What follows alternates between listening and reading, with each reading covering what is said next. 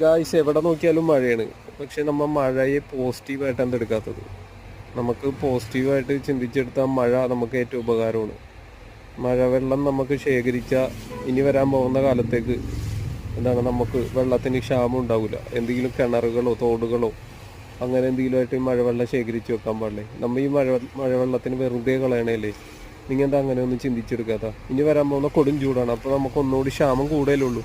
അപ്പോൾ വെള്ളത്തിന് വേണ്ടി തെണ്ടേണ്ടി വരും. ശരിയല്ലേ?